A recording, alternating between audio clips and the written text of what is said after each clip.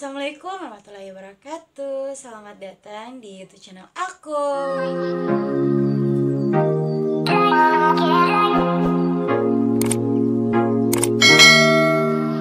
Oke teman-teman, jadi hari ini aku bakalan nge-review salah satu film film tragis gitu ya, kayaknya salah satu film dari barat gitu. Dan di film ini aku nggak mau ngejelekin gitu, nggak bermaksud ngejelekin ataupun kayak gimana gitu ya. Jadi aku tuh mau review film ini karena memang sesuai apa yang aku rasain gitu loh. Jadi sebenarnya di video ini bukan lebih nggak kayak ke review film sih, lebih ke trailernya. Kenapa aku bilang trailernya, nanti aku bakalan jelasin kenapa. Jadi langsung aja kita ke bagian reviewnya, oke?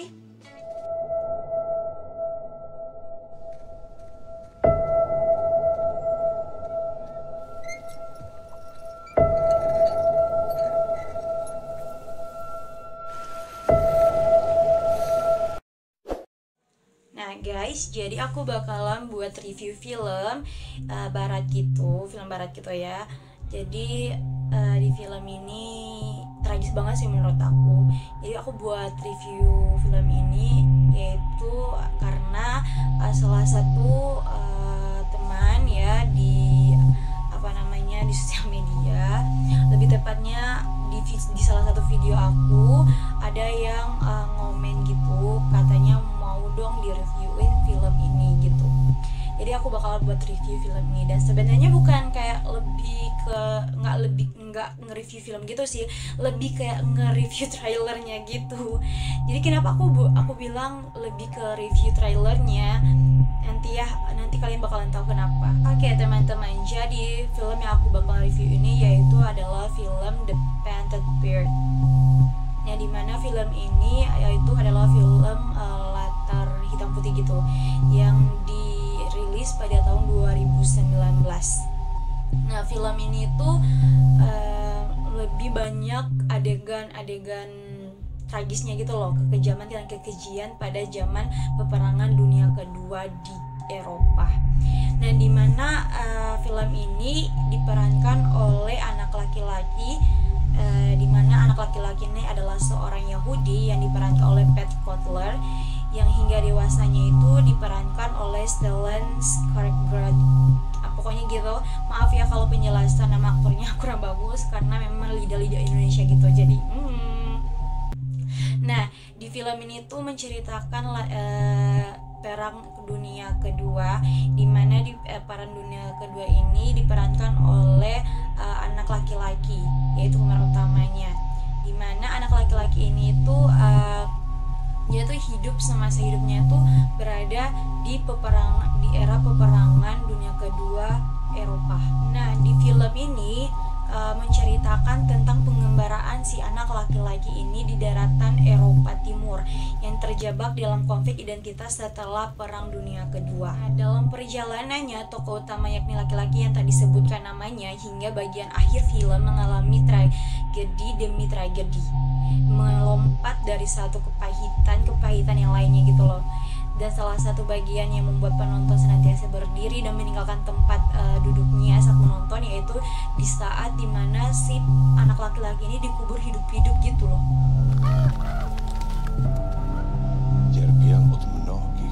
Dan itu menurut aku tuh tragis sih. Dan jujur sebenarnya aku tuh nggak nonton filmnya langsung. Kenapa aku nggak nonton filmnya langsung? Karena di saat aku ngeliat trailer filmnya itu kayak ya Allah, kayak ngenes gitu loh filmnya. Banyak banget adegan-adegan kekejian yang terjadi, adanya adegan-adegan pemerkosaan, pembunuhan, dan juga perbudakan yang masih sangat diperlihatkan pada film ini, yaitu pada Perang Dunia Kedua. Dan film ini memang sangat mencerminkan kekerasan gitu loh pada zaman Perang Dunia Kedua itu. Dan ternyata bukan cuma aku doang yang merasakan kengerian dari film ini. Kenapa? Ternyata dilansir dari Hollywood Reporter, di mana sudah ada yang meninggal saat menonton film ini di dalam gedung saat ini dimulai. Dan ketika filmnya selesai, gedung yang memiliki kapasitas 522 penonton itu telah kosong lebih dari separuhnya loh guys. seseram itu loh filmnya. Dan hal ini pun juga itu banyak penonton yang nggak sanggup gitu loh nonton film ini, karena pas di saat film ini dirilis kan kayak orang-orang tuh langsung kayak excited gitu kamu nonton filmnya, karena dilihat dari trailernya itu emang bagus banget tapi ngeri gitu loh. Nah pada saat banyak orang yang mau nonton di teater gitu, di pertengahan filmnya itu, di saat adegan kejinya itu dimulai, kalian tahu ternyata banyak banget penonton yang berkerumbunan untuk keluar dari pintu teater.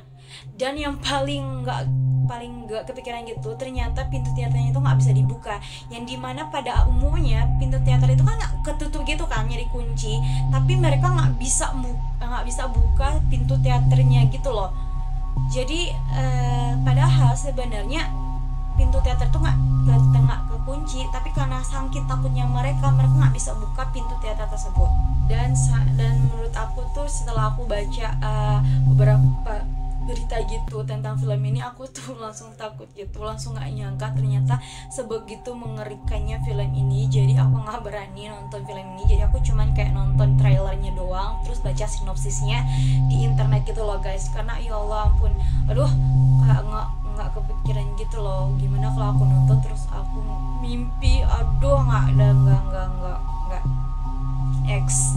Jadi bagi kalian yang peminat film-film barat gitu yang berlatarkan hitam putih dan banyak adegan-adegan yang menurut aku kalian cocok buat nonton film ini. Tapi buat aku nggak suka film ini karena aku salah satu yang nggak terlalu suka yang namanya pembunuhan secara keji, apalagi ya gitu ya.